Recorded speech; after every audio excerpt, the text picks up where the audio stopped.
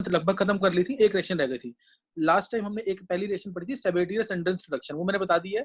Ethene के अंदर H2PD डालेंगे तो इथेन मिल जाएगा, ऑयल से बन जाएगा फैट, ऑयल से फैट, जो डालडा वगैरह हम डालडा होता है, जो वनस्पति होता है, वो जो हम कहते हैं उसको, वही चीज है, सही ना।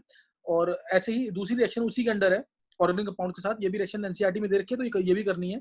दिस इज हाइड्रोफॉर्माइलेशन, जिसको हम ऑक्सो प्रोसेस भी कहते हैं, ऑक्सो प्रोसेस, और इसका दूसरा नाम है हाइड्रोफॉर्माइलेशन,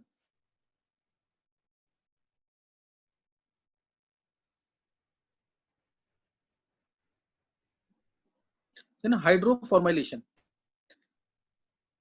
हाइड्रोफॉर्माइलेशन नाम से पता है, फॉर्माइल ग्रुप क्या होता है, सीएचओ ग्रुपिंग, सीएचओ ग्रुपिंग होती है। Hydroformylation, oxo process, oxo process. जैसे इथीन है, सपोज मैंने एग्जांपल लिया इथीन, इथीन में मैंने ऐड कर दिया सिन गैस, क्या ऐड कर दिया, सिन गैस। सिन गैस क्या थी, CO प्लस H2, और O कौन सा है, बड़ा वाला, O कौन सा है, बड़ा वाला O है। तो इसमें एक्चुअल में एक प्रेजेंस भी होता है, प्रेजेंस भी मैं बताऊंगा, लेकिन इसको पहले याद रख लेंगे। इससे ना सिर्फ CHO ग्रुप ऐड कर देना, डबल बॉन्ड का सिंगल बॉन्ड बना देना, CH3, मतलब इसमें से एक H निकल के, ये सब ऑर्गेनिक का काम है, तो उसमें स्टडी करेंगे हम। एक H यहाँ चला जाएगा, CHO बच गया, वो इस CH2 से जोड़ देना, CH2 को इस CHO इससे जोड़ देना, तो आंसर आ जाएगा CH3 CH2 CHO।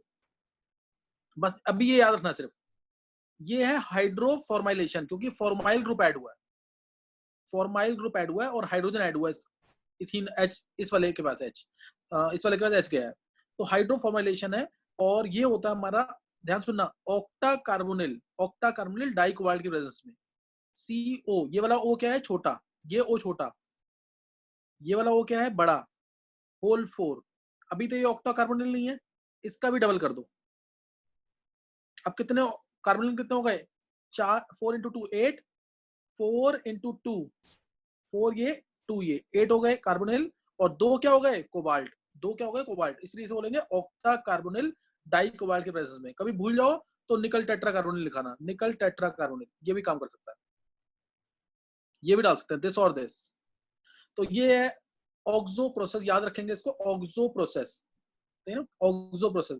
और अगर मैं इधर CH, अगर मैं यहाँ पे ना H2O ले लेता, प्रेजेंस कोई चेंज हो जाता है, H3PO4 का प्रेजेंस होता है, H3PO4 का, तो बन जाता है वो कोच प्रोसेस। सारी डिटेल मैं लूंगा ऑर्गेनिक के अंदर, अभी तुम्हें याद रखना है सिर्फ ऑक्सो प्रोसेस, हाइड्रोफॉर्माइलेशन। अब ये मिल जाए ना, अब इसमें दोबारा मैं इसका रिडक्शन कर दूंगा, अगर इसका दोबारा रिडक्शन कर दूं H2Ni के साथ सपोज, तो ये CHO कन्वर्ट हो जाएगा CH2OH में, और इससे मिल जाएंगे एल्कोहल, इससे मिल जाएगा एल्कोहल, इससे क्या मिल जाएगा, एल्कोहल। तो ये फर्दर रिडक्शन हो गया, इसका फर्दर रिडक्शन हो गया, क्या मिल गया, एल्कोहल। तो ये पूरा यहाँ तक ऑक्सो प्रोसेस है, ऑक्सो प्रोसेस सिर्फ यहाँ तक। इथीन से प्रोपेनल, ये कन्वर्जन की फॉर्म में ऐसे याद कर लेना, इथीन से अगर तुम्हें प्रोपेनल बनाना है, तो ये इथीन से इथेन बनाना है, तो H2PD डाल देंगे, इसमें क्या है, प्रोपेनल बन जाएगा। इससे इथीन से प्रोपेनल एक कार्बन बढ़ जाएगा और ये मिल जाएगा आंसर, एक कार्बन बढ़ के ये आंसर आ जाएगा। तो दिस इज ऑक्सो प्रोसेस, ये भी हो गया यहाँ पे, और इसका फर्दर रिडक्शन होगा, फर्दर रिडक्शन होगा तो हमें क्या मिल जाएगा, प्रोपेनॉल, तो मिल जाएगा प्रोपेनॉल।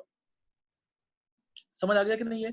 तो ये रिएक्शन हमारी खत्म हो गई है, रिएक्शंस खत्म हो गई है। इसमें हमने क्या क्या रिएक्शन पढ़ी है, पहले पढ़ा हमने रिएक्शन विद हेलोजेंस, फिर पढ़ा रिएक्शन विद डाइऑक्सीजन, मैंने बोला ना 17 16 15, 17 16 15, यानी हेलोजेंस, ऑक्सीजन, फिर नाइट्रोजन, फिर नाइट्रोजन, फिर उसके बाद मेटल्स के साथ, फिर मेटल ऑक्साइड या मेटल आयंस के साथ, और लास्ट में रिएक्शन विद ऑर्गेनिक कंपाउंड्स। ये सारी रिएक्शन खत्म हो गई हैं, किसकी, हाइड्रोजन की।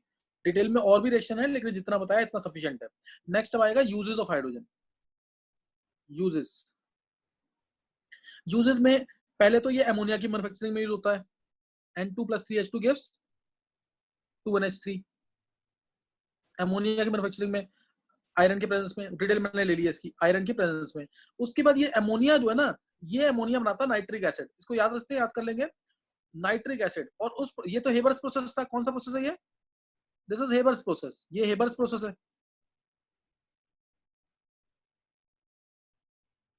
और इसी में अगर मैं NH3 जो बना है, इससे मैं अगर नाइट्रिक एसिड बना दूंगा, तो उसे बोलते हैं ऑस्टवर्ल्ड प्रोसेस, ऑस्टवर्ल्ड। ये किसके लिए होता है, HNO3 के लिए, ये HNO, नाइट्रिक एसिड की मैन्युफैक्चरिंग के लिए। हेबर्स किसके लिए था, एमोनिया की मैन्युफैक्चरिंग के लिए, किसके लिए, एमोनिया की मैन्युफैक्चरिंग के लिए।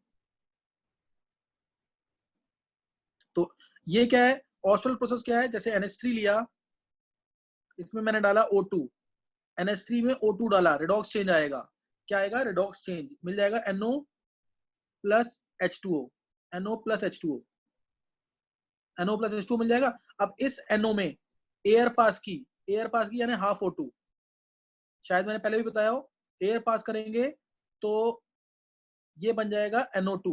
NO2 कौन से कलर की गैस होती है, ब्राउन। NO2 कौन से कलर की गैस है, ब्राउन गैस है। अब इसमें H2 डालेंगे तो मिल जाता है, हालांकि नाइट्रिक एसिड एग्जैक्ट नहीं मिलता, डिटेल में बाद में लूंगा इसकी, याद रखते हैं तो इतना याद कर लेना जरूर। कई बार क्वेश्चन ऐसे पूछते हैं, NO turns brown in air, why, because of formation of this brown gas NO2, और NO2 में H2 डाल दिया तो मिलता है HNO3। एक्चुअल में HNO3 नहीं मिलता पूरा, HNO3 प्लस साथ में HNO2 भी मिलता है, लेकिन हम हीटिंग करते हैं तो HNO2 जो है हीट करने पर HNO3 बन जाता है। तो ये this is Ostwald process for manufacturing nitric acid, clear, Ostwald process for manufacturing nitric acid. तो ये ध्यान रखना इसके अंदर, ये इंपॉर्टेंट प्रोसेस था। दो प्रोसेस बता दिया इसी में मैंने, कौन कौन से, ऑस्टवाल्ड और दूसरा कौन सा है, हेबर्स प्रोसेस, ऑस्टवाल्ड और हेबर्स प्रोसेस। तो ध्यान रखेंगे, इसका इंपॉर्टेंट प्रोसेस था। ये पूरा एग्जैक्टली डिटेल में नहीं लिया है मैंने, नहीं तो मैं इसमें और भी रिएक्शंस कराता इसी प्रोसेस के अंदर, लेकिन 11th क्लास में इतना सफिशिएंट है। अच्छा, और ये जो नाइट्रिक एसिड है, ये नाइट्रिक एसिड जो है ये फर्टिलाइजर्स की मैन्युफैक्चरिंग में यूज होता है। फर्टिलाइजर, सॉइल में जो कैल्शियम वगैरह प्रेजेंट होता है उसके साथ रेड करके फर्टिलाइजर्स की मैन्युफैक्चरिंग करता है नाइट्रिक एसिड, ठीक है ना। तो ये भी ध्यान रखना है इसके अंदर। नेक्स्ट नोट करेंगे आगे, और ये एक यूज हो गया इसका, manufacturing of ammonia, manufacturing of nitric acid and nitric acid is used in the manufacturing of fertilizers. अब नेक्स्ट आ गया यहाँ पे कि अभी मैंने ऊपर क्या प्रिपरेशन की थी, किसकी प्रिपरेशन की थी, वो डालडा वगैरह जो वनस्पति घी वगैरह बनाया था वो भी हो गया, वो भी क्या है, वो भी क्या, मैन्युफैक्चरिंग ऑफ, इसमें वनस्पति घी, मैन्युफैक्चरिंग ऑफ वनस्पति घी, वो ले लिया। तो ये खुद ट्राई करना, मैं ले चुका हूँ उसे ना, घी वगैरह की जो प्रिपरेशन है, ऑयल से जो फैट्स मिलते थे वो मैंने ले लिया है। और तीसरा अभी हमने रिएक्शन पढ़ी थी, एक बहुत इंपॉर्टेंट रिएक्शन एनसीईआरटी में भी है, CO syn gas plus H2 in the presence of cobalt, क्या मिलता था, ये कोबाल्ट में O छोटा और कार्बन मोनोऑक्साइड में O बड़ा, या कार्बन ग्रुप में O बड़ा, ये वाटर गैस या सिन गैस है, इसमें कोबाल्ट की प्रेजेंस में करते हैं तो मिथेनॉल, ये भी बहुत इंपॉर्टेंट है, इंडस्ट्रीज में सॉल्वेंट की तरह यूज होता है, इंडस्ट्रीज में यूज होता है ये मेनली सॉल्वेंट की तरह। तो ये भी इसकी प्रिपरेशन है। तो इसके अलावा HCl जो हमने प्रिपेयर किया था सनलाइट के प्रेजेंस में, H2 plus Cl2 in presence of sunlight, क्या दे रहा था, HCl, ये भी इंपॉर्टेंट है। हाइड्रोक्लोरिक एसिड लैब वगैरह में हम तो यूज करते ही हैं, और भी बहुत सारे यूजेस हैं इसके, तो लैब वगैरह में भी यूज करते हैं इसको, HCl को। इसके अलावा जो हाइड्रोजन यूज होता है, किस लिए यूज होता है, हाइड्रोजन ये रॉकेट फ्यूल होता है, रॉकेट्स का फ्यूल होता है, clear, it is a rocket fuel. इसके अलावा ये हैवी मेटल के ऑक्साइड्स को रिड्यूस कर देता है, मैंने एग्जांपल एक लिया था, CuO प्लस H2 क्या बना देता है ये, Cu प्लस H2O, है ना। तो रिडक्शन, ये रिडॉक्स रिएक्शन है, ये यहाँ यूज होता है। फिर मैंने एक चीज और ली थी, एक चीज और बताया था, हाइड्रोजन टॉर्चेस जो होते हैं, हाइड्रोजन टॉर्चेस हो गया या ऑक्सी हाइड्रोजन टॉर्चेस हो गया, डिटेल में इसकी बता चुका हूँ, वो इंपॉर्टेंट है, एनसीईआरटी में क्वेश्चन भी है उसका, oxy hydrogen and hydrogen torches जो वेल्डिंग वगैरह के लिए यूज करते हैं, तो उसकी डिटेल में ले चुका हूँ, ध्यान रखना चीज का, है ना। हाइड्रोजन एटम, हाइड्रोजन को हम ब्रेक करते हैं 435 किलो जूल की एनर्जी या 5000 केल्विन के आसपास का टेंपरेचर देके, then it is made to recombine on the surface which is to be welded, this is the purpose of hydrogen torches और ऑक्सी हाइड्रोजन टॉर्चेस, दोनों में हाइड्रोजन यूज होता है, ये इंपॉर्टेंट है इसके अंदर। फिर इसके अलावा मोस्ट इंपॉर्टेंट इसका फ्यूल सेल में यूज होता है, फ्यूल सेल, इसका भी क्वेश्चन एनसीईआरटी में दे रखा है, right short notes on, right short notes on, इसमें फ्यूल सेल दे रखा है। फ्यूल सेल क्या होता है, एक्चुअल में एक होता है फ्यूल सेल H2O2, ये हाइड्रोजन पेरोक्साइड नहीं है, ध्यान रखना, इसलिए मैं दोनों को दूर दूर लिख रहा हूँ। H2O2 फ्यूल सेल, यानी फ्यूल सेल के ये फ्यूल्स क्या है, हाइड्रोजन है और ऑक्सीजन, ये इसके फ्यूल्स है, ये फ्यूल है, और ये दोनों मिलकर के इलेक्ट्रिसिटी को जनरेट करते हैं। तो इनके कंबशन से जो एनर्जी प्रोड्यूस होती है, that is used for generating electricity, ये कुछ अगर आता है ना, write a short note on fuel cell, तो energy produce by the combustion of fuels is used for generating electricity, this is the purpose of fuel cell, ये लिख के आना है तुम्हें। कोई और फ्यूल ले लो, जैसे अगर मैंने ले लिया सपोज इथेन ले लिया, इथेन का कंबशन होगा तो इससे एनर्जी रिलीज हो, कंबशन से हमेशा एनर्जी रिलीज होती है, 2CO2 बनेगा प्लस H2O बनेगा, 3H2O, 4 ऑक्सीजन 3 7 7/2 आ जाएगा। तो इनके कंबशन से क्या होगा, एनर्जी डेल्टा H क्या आएगा, नेगेटिव, जो एनर्जी रिलीज होगी that is used for generating electricity. ये भी फ्यूल है यहाँ पे। ऐसे बहुत सारे और भी फ्यूल्स हो सकते हैं। तो फ्यूल सेल के ऊपर नोट आता है, तो फिर क्या नोट लिख के आना है? Cell in which energy produced, cell in which energy produced by the combustion of fuel, by the combustion of fuel is used for generating electricity. तो और यही वाला फ्यूल सेल, सेम यही वाला फ्यूल सेल 60s में, 1960s में Apollo moon flights में use किया गया था for generating electricity by the astronauts, by the astronaut. 200 KG का ये फ्यूल सेल था और ये एस्ट्रोनॉट्स ने यूज किया था for generating electricity. Apollo moon flights पे यूज किया गया था ये H2O2 फ्यूल सेल। 11 दिनों के लिए यूज किया था इसको। तो ये इतना जो बताया सफिशिएंट है इतना। इसमें मतलब कि जो पोल्यूशन वगैरह है वो कम होता है, नॉइज कम होती है इसके अंदर, एफिशिएंसी इस फ्यूल सेल की ज्यादा होती है। तो ये सारी बातें हैं इसकी। तुम्हें इतना डिटेल में नहीं करना है, तुम्हें सिंपल याद रखना है energy produce by the combustion of fuel is used for generating electricity. तो ये मैंने पूरा डिटेल में यूज भी ले लिया इसका, मैं कोई पॉइंट नहीं छोड़ रहा हूँ। एनसीईआरटी का जो भी काम है सब डिटेल में डिस्कस कर रहे हैं ये। तो ये यहाँ पे खत्म हो गया हमारा हाइड्रोजन। ये हमारा एक टॉपिक खत्म हो चुका है, क्या? हाइड्रोजन। नेक्स्ट जो हम स्टडी कर रहे हैं, अब नेक्स्ट आ गया हाइड्राइड्स। नया टॉपिक स्टार्ट हो गया। हाइड्रोजन खत्म। मैंने कहा ना इसमें 4 टॉपिक है मेनली। 4 टॉपिक कौन कौन से हैं? हाइड्रोजन, हाइड्राइड्स, फिर वाटर, वाटर के बाद H2O2 हाइड्रोजन पेरोक्साइड। ये टॉपिक हमारे ऐसे खत्म होंगे, सही ना? तो अब हम स्टडी कर रहे हैं यहाँ पे हाइड्राइड्स। थोड़ा बहुत तो मैं तुम्हें बता ही चुका हूँ हाइड्राइड्स कैसे बनते हैं। Na plus half H2 gives NaH, है ना? Na plus half H2 gives NaH, या N2 plus 3H2 gives NH3। जैसे मैं अगर बोलता हूँ तुम्हें ऑक्साइड्स क्या होते हैं, तो तुम कहोगे ऑक्सीजन के कंपाउंड्स होंगे, उन्हें ऑक्साइड्स कहेंगे, सही ना? ऑक्सीजन कंपाउंड से Na2 है, सोडियम ऑक्साइड हो गया, इस तरह से Cl2 है तो क्लोरीन ऑक्साइड हो जाएगा, इस तरह से, है ना? तो ऑक्सीजन के कंपाउंड्स तो ऑक्साइड्स, नाइट्रोजन के कंपाउंड्स तो नाइट्राइड्स, फास्फोरस के कंपाउंड फॉस्फाइड्स, सल्फर के कंपाउंड सल्फाइड्स, क्लोरीन के कंपाउंड क्लोराइड्स। तो ऐसे ही हाइड्रोजन के जो कंपाउंड्स होंगे उन्हें क्या बोलेंगे? हाइड्राइड्स। हाइड्रोजन के जो कंपाउंड्स होंगे उन्हें हाइड्राइड्स, इन्हें बोलेंगे हाइड्राइड्स। और हाइड्राइड्स जो हैं ये हमने 3 क्लासेस में डिवाइड कर रखे हैं। 3 क्लासेस में डिवाइड कर रखा है इनको। तो पहला है हमारा आयनिक, दूसरा है कोवलेंट, आयनिक, कोवलेंट, और तीसरा मेटेलिक। मेटेलिक, आयनिक, कोवलेंट, मेटेलिक। आयनिक को अब ध्यान रखना, ये तो मैंने जानबूझ के ऐसे लिखा ताकि सिंपल तरीके से याद रहे। आयनिक जो हाइड्राइड्स पढ़ेंगे अब क्या पढ़ेंगे हम? आयनिक हाइड्राइड्स। तो आयनिक का दूसरा नाम भी है आयनिक और सेलाइन और सॉल्ट लाइक। कोवलेंट का भी दूसरा नाम है कोवलेंट और मॉलिक्यूलर, कोवलेंट और मॉलिक्यूलर। और मेटेलिक के भी नाम है मेटेलिक और इंटरस्टिशियल और नॉन स्टोइचोमेट्रिक। मेटेलिक और इंटरस्टिशियल और नॉन स्टोइचोमेट्रिक। तो अभी हम स्टार्ट कर रहे हैं पहले आयनिक और सेलाइन हाइड्राइड्स, आयनिक और सेलाइन और सॉल्ट लाइक हाइड्राइड्स। आयनिक और सेलाइन और सॉल्ट लाइक, एंड आयनिक और सेलाइन और सॉल्ट लाइक हाइड्राइड्स, और सॉल्ट लाइक हाइड्राइड्स। तो ये अब पहले तो सबसे पहले ये किससे बनते हैं? ये बनते किससे हैं वो पता होना चाहिए। They are formed from s block elements. S block element formed from s block elements, form from s block elements. जैसे इसमें एग्जांपल ले रहा हूं मैं यहाँ पे, NaH आ गया, KH आ गया, RbH आ गया, CSH आ गया, फिर इसके अलावा आ गया CaH2 आ गया। हाइड्रोलिथ कहते हैं, मैंने अभी पीछे नाम बोला था इसका, हाइड्रोलिथ, हाइड्रोलिथ कहते हैं इसको, सही ना? तो इसके बाद हाँ CaH2 आ गया, SrH2 आ गया, BaH2 आ गया। ये इस तरीके से, ये क्या है? हाइड्राइड्स है। ये क्या है कि हाइड्राइड्स। तो ये हाइड्राइड्स हैं। और क्या कहते हैं, ये आयनिक हाइड्राइड्स हैं, क्योंकि मेटल है, मेटल के साथ हाइड्रोजन तो नॉन मेटल होता है, मेटल के साथ हाइड्रोजन का बॉन्ड कैसा होगा? आयनिक। मेटल के साथ हाइड्रोजन का बॉन्ड कैसा होगा? आयनिक। तो ये आयनिक हाइड्राइड्स हैं। एक्सेप्शन ज्यादा इंपॉर्टेंट, डायरेक्ट तो ये कोई पूछेगा नहीं। एक्सेप्शन इसके अंदर है हमारे पास LiH, जिसमें बॉन्ड क्या होगा? कोवेलेंट। क्योंकि लिथियम तो बहुत अच्छा मेटल नहीं होगा, सबसे ऊपर है, सबसे ऊपर है तो इलेक्ट्रॉन आसानी से रिलीज नहीं करेगा, तो बहुत अच्छा मेटल नहीं है। उसके अलावा BeH2, MgH2। तो ये याद रखना है, ये इंपॉर्टेंट चीज बता दी यहाँ पे। ये हमारे कोवेलेंट हाइड्राइड्स में काउंट होते हैं। ये किसमें? कोवेलेंट और मॉलिक्यूलर के अंदर। They are counted in covalent और मॉलिक्यूलर हाइड्राइड्स। तो एक्सेप्शन ज्यादा इंपॉर्टेंट होती है।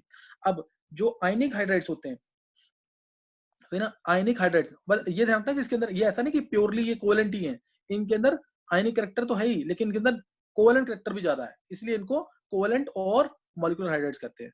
जो आयनिक हाइड्राइड्स होते हैं, सपोज अगर मैं इसी की बात करूं, NaH, KH, RBH, CSH। अब मैंने बोला इसको अरेंज करना है थर्मल स्टेबिलिटी में, ध्यान सुनेंगे कंसेप्ट। मैंने बोला इसको अरेंज करना है थर्मल स्टेबिलिटी के अंदर, क्लियर? इन सबको अरेंज करना है, इन चारों को थर्मल स्टेबिलिटी में। थर्मल स्टेबिलिटी मतलब क्या होता है? थर्मल का अंदर क्या होता है? हीट। हीट की तरफ ये स्टेबल है कि नहीं?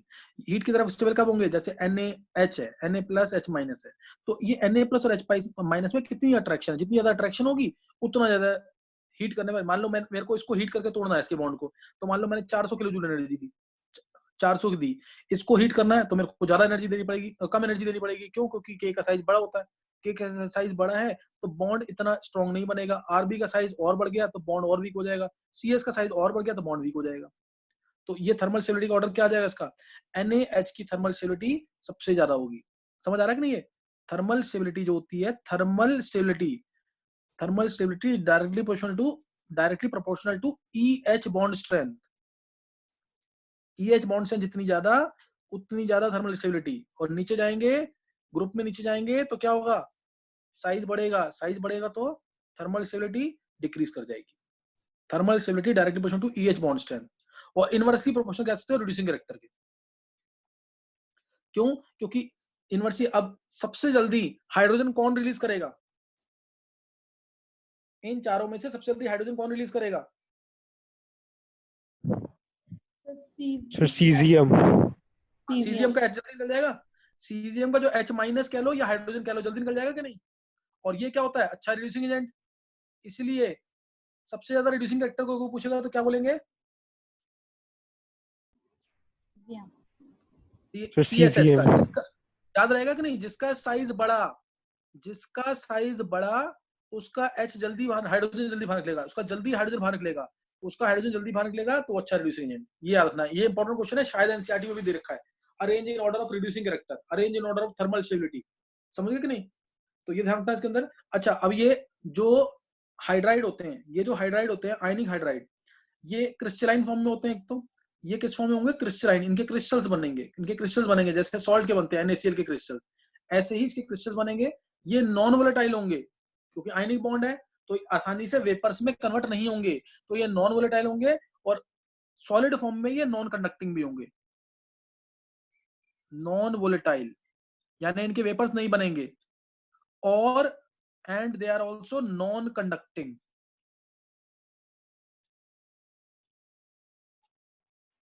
जो सारी बातें लिख लेना, नॉन वोलेटाइल होंगे और नॉन कंडक्टिंग होंगे। Clear? They will be non volatile and non conducting. तो सारी बातें बता दी हैं। इनके जो बस ये मोल्टन फॉर्म में अगर आएंगे तो इलेक्ट्रिसिटी कंडक्ट करेंगे। और ये कहां मिल लेंगे? जैसे NH ले लिया मैंने, सबको आंसर पता है इसका। NaH है तो क्या मिलेगा कैथोड पे, क्या मिलेगा एनोड पे? सो Na पॉजिटिव कैथोड पे, सर H नेगेटिव एनोड पे। Na पॉजिटिव नहीं, Na कैथोड पे और H2 गैस एनोड पे। और अगर एक्वस फॉर्म होती इसकी तो सर H2 कैथोड पे, H2 ही कैथोड पे, H2 ही एनोड पे। Sir yes. समझ आया कि नहीं? अगर ये एक्वस फॉर्म में होता तो H2 ही कैथोड पे, H2 ही एनोड पे। ये मैंने डिटेल में बताया हुआ सबको, सही ना, रेडॉक्स के अंदर। तो मोल्टन फॉर्म में है तो Na+ होगा, H- होगा तो Na मिल जाएगा कैथोड पे, H2 गैस मिल जाएगी एनोड पे। मोल्टन फॉर्म में ये इलेक्ट्रिसिटी कंडक्ट करेगा। लेकिन सॉलिड फॉर्म में, इसीलिए मैंने लिखा है सॉलिड फॉर्म में ये क्या होते हैं? Non conducting. ये लिखा है यहाँ पे, सॉलिड फॉर्म में they are non conducting, non volatile. क्योंकि बॉन्ड बहुत स्ट्रॉन्ग है तो उसको हवा में भेजने के लिए, इसको एयर में भेजने के लिए हमें क्या करना पड़ेगा? ज्यादा हीट करना पड़ेगा। अपने आप ही ये एयर में नहीं चले जाएंगे, अपने आप ही इनके वेपर्स नहीं बनेंगे क्योंकि बॉन्ड स्ट्रॉन्ग है। समझे कि नहीं? जैसे CO2 गैस है, वोलेटाइल है, H2 गैस है, वोलेटाइल है, सही है। ऐसे लिक्विड भी वोलेटाइल होते हैं। पानी है, वोलेटाइल है कि नहीं? पानी थोड़ा बहुत वोलेटाइल होता है, कम वोलेटाइल होता है। जो गैस फॉर्म में जल्दी कन्वर्ट हो जाता है वो ज्यादा वोलेटाइल है। वोलेटाइल मींस जिसके वेपर्स आसानी से बन जाए। तो ये तो नॉन वोलेटाइल होंगे क्योंकि आयनिक है। आयनिक तो नॉन वोलेटाइल होते हैं क्योंकि वो हार्ड होते हैं, सॉलिड होते हैं।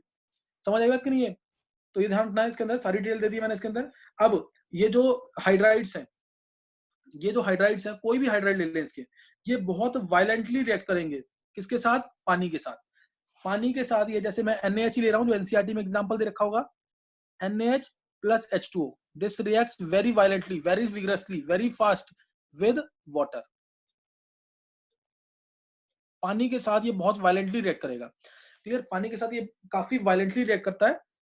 तो इसलिए इसको ध्यान रखना है कि, और ये गैस भी बनी, गैस जो बनी है H2 गैस, ये भी क्या हाईली कंबस्टिबल, ये भी हाईली, है ना, हाईली कंबस्टिबल है. तो इसलिए एक तरह से फ्लेम्स और भड़केंगी इसकी, और ज्यादा तेज निकलेंगी फ्लेम्स, क्योंकि पहले ही ये वायलेंटली रिएक्ट कर रहा था और H2 गैस जो बनी वो भी कंबस्टिबल है, तो फ्लेम्स और तेजी से निकलेंगी इसकी.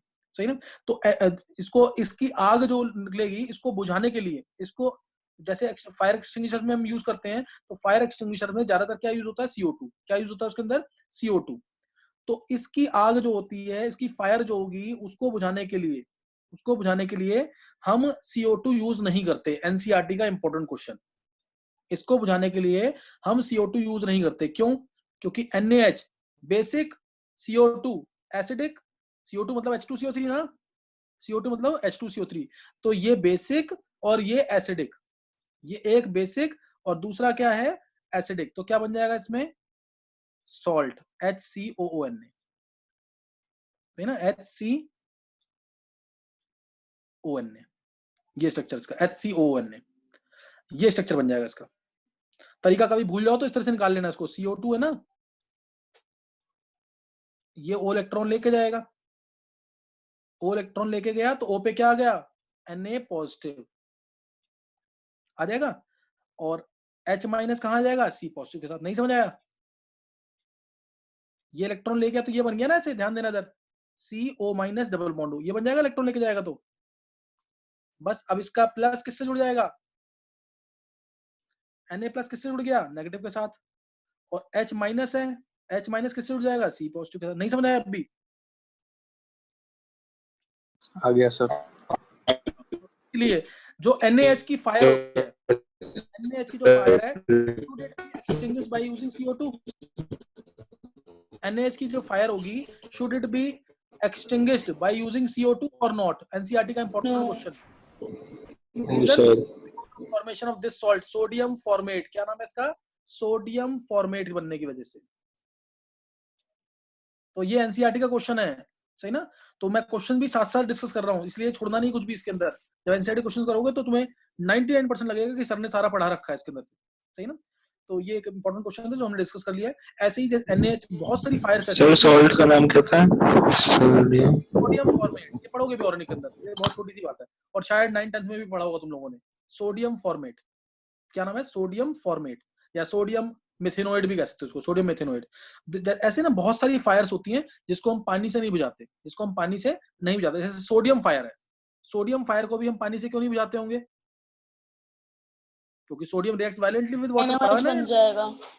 हाँ सर, वाटर से रिएक्ट कर जाएगा. सेम प्रोडक्ट मिले हैं जो इसके अंदर, जो हाइड्राइड में प्रोडक्ट मिलते हैं वही सोडियम में प्रोडक्ट मिले हैं. कैसे मिले हैं वो मैं बता चुका तुम्हें पीछे, कैल्शियम के साथ. तो ये भी हाईली कंबस्टिबल गैस है, इसलिए सोडियम की जो फायर होती है उसको भी पानी से नहीं बुझाएंगे, सैंड वगैरह डाल के कर सकते हैं, लेकिन पानी से नहीं बुझाएंगे, क्योंकि पानी से तो ये बहुत वायलेंटली रिएक्ट करेगा. सही ना? तो ये पता होना चाहिए सारी चीजें. नेक्स्ट, अब जैसे पेट्रोल वाली फायर है, उसको पानी से बुझाएंगे कि नहीं? पेट्रोल फायर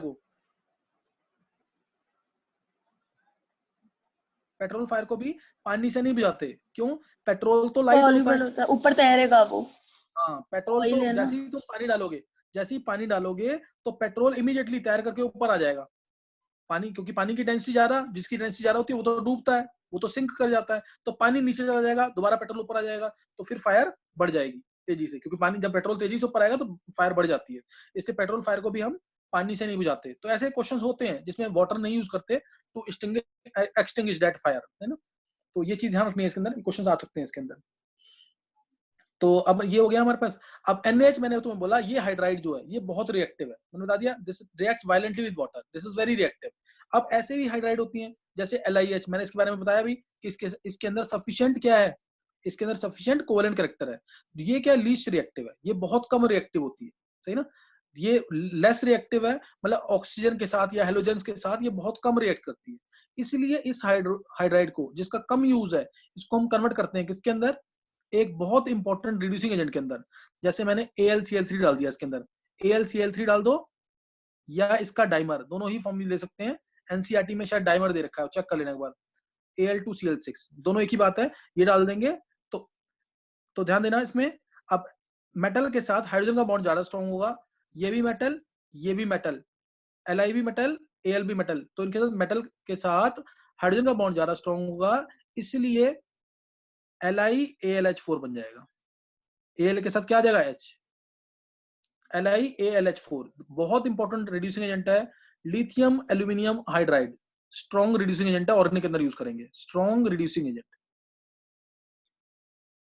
ये सारी रिएक्शन दी होंगी एनसीईआरटी में किसी ना किसी तरीके से। Lithium hydride reacts with aluminium chloride forming this important reducing agent called as lithium aluminium hydride. Organic में बहुत ज्यादा यूज करूंगा मैं, किसी भी कंपाउंड में मेरे को अगर हाइड्रोजन को ऐड करना है तो मैं ये डाल दूंगा, ये आसानी से अपना हाइड्रोजन रिलीज करके उसमें H2 ऐड कर देगा। रिड्यूसिंग एजेंट होता है जो हाइड्रोजन देता है, सही ना। तो ऐसे ही LiH में अगर मैं BH3 डाल दूं, LiH के अंदर अगर मैं BH3 डाल दूं, इसी के अंदर क्या डाल दें, BH3। अच्छा BH3, एक चीज और ध्यान रखना, BH3 जो है ना, ये इलेक्ट्रॉन डेफिशिएंट एग्जिस्ट नहीं करता, इसलिए B2H6 की फॉर्म में डालते हैं इसको डालेंगे B2H6, डाइबोरेन होता है ये, डाइबोरेन इस फॉर्म में डालते हैं। ये याद ना, क्वेश्चन आएगा भी तो ऐसे ही आएगा, डाइबोरेन कहते हैं इसको, डाइबोरेन की फॉर्म में डालते हैं तो बन जाता है LiBH4। ये उतना स्ट्रॉन्ग रिड्यूसिंग एजेंट नहीं है, कम यूज होगा, और उसको यूज भी नहीं करेंगे, हम यूज करते हैं NaBH4 को। एक्चुअल में अगर मैं NaH ले लेता यहाँ पे ले लेता मैं NaH, तो बन जाता है NaBH4। ये थोड़ा सा वीक होता है, किससे, LiLH4 से, ठीक है ना। NaBH4 जो है थोड़ा वीक होगा। कोई भी बता सकता तुम्हें से कि क्यों वीक होगा ये, रिड्यूसिंग एजेंट क्या होता है जो हाइड्रोजन देता है, क्यों वीक है ये, Na का बॉन्ड स्ट्रॉन्ग है।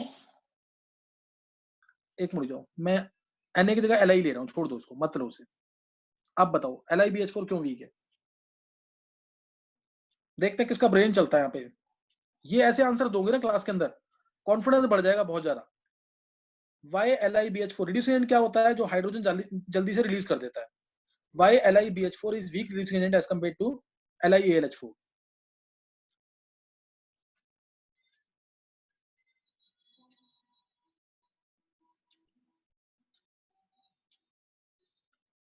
नहीं पता सर एल्यूमिनियम जो है, सॉरी बोरोन का साइज जो है वो छोटा होगा तो अच्छा बॉन्ड होगा हाइड्रोजन के साथ।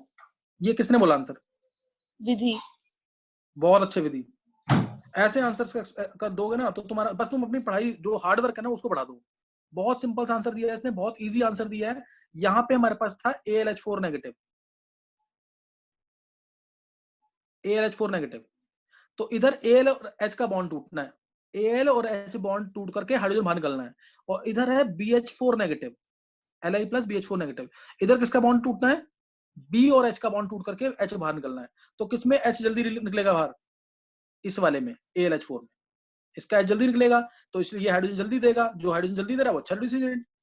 समझ में कि नहीं है, तो ये ऑर्गेनिक जब पढ़ाऊंगा ना तो उसमें बताना था मेरे को ये, लेकिन यहाँ पे अगर सीख लोगे तो फिर अच्छा होगा, ज्यादा अच्छा होगा, सोचना सीख जाओगे, हाँ 12th वाले बच्चों के साथ आंसर करोगे फिर। चलो नेक्स्ट नोट करना है, वहां पे जब पढ़ोगे ना उनके साथ, तो ये जो अच्छे बच्चे हैं, जैसे ये दक्ष है, लक्ष्य है, ये सब बच्चे ना बहुत अच्छे तरीके से आंसर करते हैं। बहुत सारे और भी बच्चे हैं उसके अंदर जो आंसर करेंगे, तो उनके साथ पढ़ोगे और आंसर देखोगे कैसे दे रहे हैं, और तुम देना सीख जाओगे अगर उनके साथ, तो उससे कॉन्फिडेंस लेवल बहुत बढ़ जाएगा जेई के लिए, नीट के लिए। अच्छा ये हमने क्या खत्म किया, आयनिक हाइड्राइड, समझ आ गया कि नहीं, आयनिक हाइड्राइड ये हमने खत्म कर लिया, आयनिक हाइड्राइड्स। अब हम स्टडी करेंगे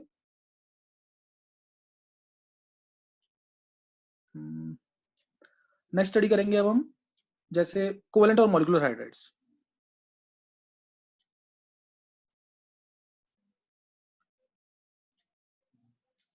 कोवेलेंट और मॉलिक्यूलर हाइड्राइड्स, इसको हमने डिवाइड कर रखा है तीन टाइप्स के अंदर हमने इसको डिवाइड कर रखा है। एक है, और ये पहली लाइन क्या होनी चाहिए, they are formed by P block element, ये याद रखना इसके अंदर।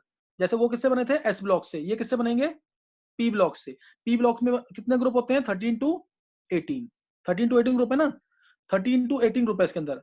तो इसके अंदर आता है पहला इलेक्ट्रॉन डेफिशिएंट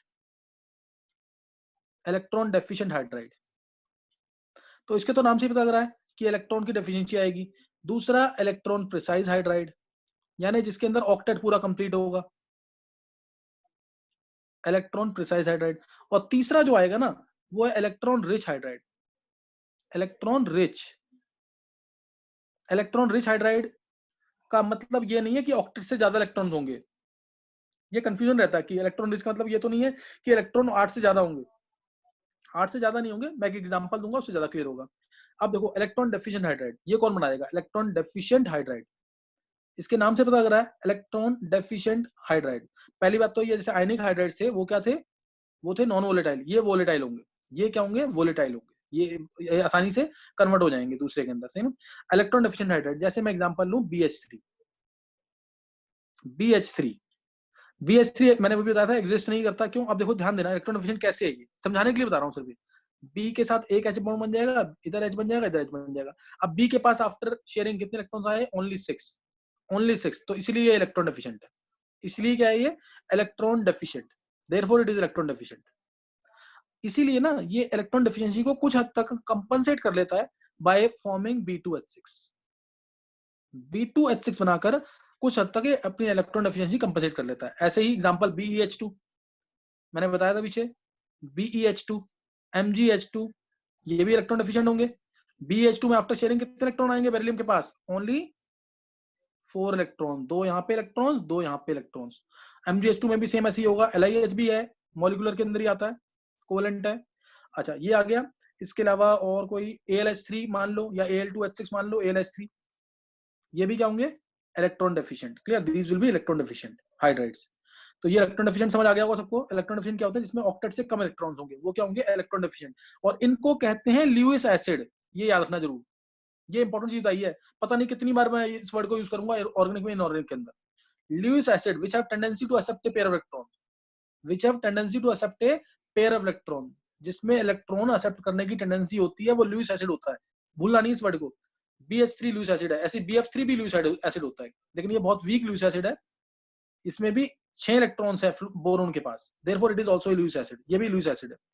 समझ आ गया क्या चीज है? इनको क्या बोलते हैं? Lewis acid. और ऐसे ही अब स्टडी कर रहे हैं हम इलेक्ट्रॉन प्रिसाइज वाले। इलेक्ट्रॉन प्रिसाइज वाले कौन से होंगे? जिसके अंदर इलेक्ट्रॉन्स एग्जैक्ट होंगे जितने चाहिए होते हैं ऑक्टेट कंप्लीट करने के लिए। एग्जांपल लिया मैंने इसके अंदर, जैसे ग्रुप, ये ग्रुप कौन से वाले में आते हैं? 13 में। ये ग्रुप 13 के बनते हैं, ये बनते हैं ग्रुप 14 के। जैसे CH4, SiH4, SiH4, CH4, SiH4, GeH4, इस तरीके से। ये हमारे क्या है? Electron precise. इसमें ऑक्टेट है ना, ऑक्टेट कंप्लीट है, so they are electron precise. Example ये मैं मानता हूँ कार्बन के लिए CnH2n+2। अच्छा CnH2n+2 है, क्या ये लुईस एसिड और लुईस बेस में से किसी एक का काम करेगा? सोच के बताएंगे जल्दी से आंसर। लुईस एसिड या लुईस बेस का काम कर सकता है ये? नहीं सर। क्यों? क्योंकि इसमें ऑक्टेट कंप्लीट है। ना तो ये इलेक्ट्रॉन किसी को दे सकता है, ना ये किसी से इलेक्ट्रॉन ले सकता है। So it will neither act as Lewis acid और लुईस बेस। ना तो लुईस एसिड का काम करेगा, ना ही लुईस बेस का काम करेगा। ये एनसीईआरटी का क्वेश्चन है, इसलिए पूछा मैंने। नॉट एज लुईस एसिड और Lewis base, reason because it has its octet complete. सही ना? ये इलेक्ट्रॉन प्रिसाइज होते हैं। ये क्या होते हैं? Electron precise. क्वेश्चंस में साथ साथ डिस्कस कर रहा हूं, they can not act as Lewis acid और लुईस बेस। अब इलेक्ट्रॉन रिच में हमारे आते हैं 15th, 16th और 17th ग्रुप। 15, 16, 17 ग्रुप ध्यान देंगे। 15, 16, 17 ग्रुप, जैसे NH3 आया, PH3 आया, ASH3 आया, SbH3 आया, BiH3 आया, ये आ गया ना। अब इसमें नाइट्रोजन के पास कितने अनशेयर्ड पेयर बचे? N एक H के साथ शेयर किया, एक H के साथ शेयर किया, एक H के साथ शेयर किया, 5 इलेक्ट्रॉन थे बैलेंस में, एक पेयर बच गया, एक पेयर बच गया। अब ये एक पेयर बच गया ना, जो ये किसी को दे सकता है, जैसे H+ को, H+ है ये, इसको पेयर दे दिया अपना, या BH3 को। इसको नहीं दे रहा तो किसको दे रहा है? सपोज BH3 लगा दूं मैं यहाँ पे, B इलेक्ट्रॉन एफिशिएंट है, ये इसको पेयर दे देगा। तो यहाँ कोऑर्डिनेट बॉन्ड बन जाएगा। जिसने केमिकल बॉन्डिंग पढ़ा होगा उसको पता होगा। इसने अपना पेयर ये इसको दे दिया। This is called as coordinate और डेटिव बॉन्ड, जो एरो से शो करते हैं। इसलिए ये है लुईस एसिड और ये है लुईस बेस। ये बात जरूर समझ आनी चाहिए। ये लुईस बेस हो गया, तो they will act as Lewis base. Clear? They will act as Lewis base. याद रहेगा तो बहुत अच्छी बात है। सही ना? लुईस बेस का काम करेंगे। एमोनिया लुईस बेस का काम करता है। क्यों? क्योंकि इसके पास लोन पेयर है। PH3 करता है लेकिन कम करता है काम, क्योंकि इसका बेसिक कैरेक्टर थोड़ा कम होता है। क्यों कम होता है? क्योंकि इसके ऊपर इलेक्ट्रॉन डेंसिटी कम है, इसका साइज बढ़ गया है। साइज बढ़ गया है तो वॉल्यूम ज्यादा, इलेक्ट्रॉन डेंसिटी कम, थोड़ा कम बेसिक हो जाएगा। अब अगला ग्रुप आया, ये एक लोन पेयर है, जिसका लोन पेयर आ गया ना, वो लुईस बेस है। तो ये बात ध्यान रखना कि एक्स्ट्रा इलेक्ट्रॉन्स है, ऑक्टेट तो कंप्लीट है, लेकिन एक पेयर ने बॉन्डिंग में पार्टिसिपेट नहीं किया था, वो पेयर किसी और के साथ ये शेयर कर सकता है, जिसमें इलेक्ट्रॉन सिर्फ ये देगा, दूसरा सिर्फ इलेक्ट्रॉन्स का शेयर करेगा। वो 2 इलेक्ट्रॉन इसके पास गए, वापस आ गए, इसके पास गए, वापस आ गए, इसके पास गए, वापस आ गए, इस तरीके से ऐसे होता है। तो शेयरिंग हो रही है एक्चुअल में इलेक्ट्रॉन्स की, लेकिन इलेक्ट्रॉन्स एक ही एटम दे रहा है, ये कोऑर्डिनेट बॉन्ड होता है ऐसा, सही ना। तो अब ये आ गया 16 ग्रुप H2O, इसमें कितने अनशेयर्ड पेयर हैं? H2O, H2S, H2Se, H2Te, H2PO, इसमें कितने अनशेयर्ड इलेक्ट्रॉन्स हैं? इसमें बताओ कितने हैं, कितने अनशेयर्ड पेयर होंगे इसके अंदर? O 2 H, हाँ 1 2 है ना अनशेयर्ड पेयर इसके पास। तो ये भी लुईस बेस है, this is also Lewis base, ये भी लुईस बेस है, ध्यान रखना चीज का, है ना। लेकिन बस ये एम्फोटेरिक का काम करते हैं, मैंने बताया भी था, एम्फोटेरिक मीन जो एसिड और बेस दोनों की तरह काम कर सकते हैं।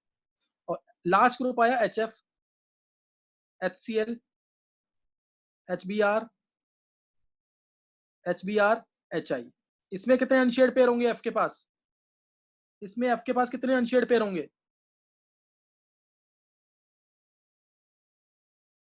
ये हमारे थे इलेक्ट्रॉन रिच वाले, कितने होंगे?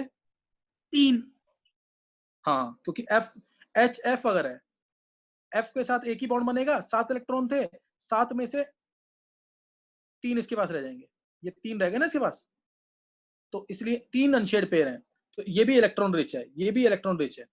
नेक्स्ट टाइम ना मैं इसकी डिटेल दूंगा तुम्हें, NH3H2HF की, इनके बॉइलिंग पॉइंट, मेल्टिंग पॉइंट का थोड़ा सा आइडिया दूंगा इसका, वो आगे जाके यूज भी होगा, लेकिन मैं इसकी डिटेल दूंगा तुम्हें। क्यों? क्योंकि ये एनसीईआरटी में क्वेश्चन दे रखा है इसका एक, कि इनके जो NH3 और HF, इनके बॉइलिंग पॉइंट पे क्या फर्क पड़ेगा, इनके बॉइलिंग पॉइंट पे क्या फर्क पड़ेगा, इनके मेल्टिंग पॉइंट पे क्या फर्क पड़ेगा। तो ये वैसे तो बढ़ना चाहिए नीचे आने पर साइज बढ़ रहा है, सरफेस एरिया बढ़ेगा तो साइज बढ़ेगा, सरफेस एरिया बढ़ेगा, मंडल फोर्सेस बढ़ेंगे। BiS3 का सबसे ज्यादा मेल्टिंग पॉइंट होना चाहिए, बॉइलिंग पॉइंट होना चाहिए। H2T या H2PO का सबसे ज्यादा मेल्टिंग पॉइंट, बॉइलिंग पॉइंट होना चाहिए।